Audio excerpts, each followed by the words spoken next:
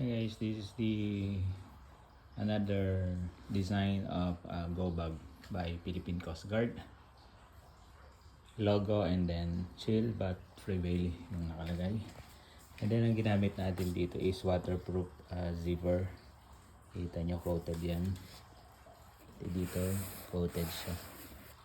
Ang zipper niya is YKK with reflector sa side and sa front.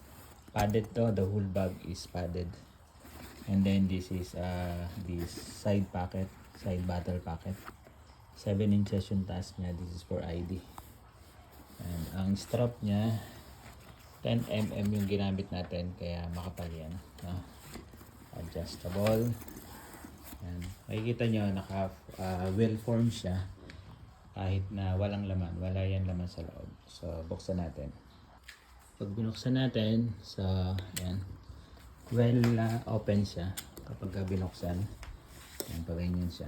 So yan, nakatayo siya kasi well padded siya. Meron siyang pocket dito, and then there is 3 compartment here. This is mesh type, and then fabrics, and then fabrics again for important documents.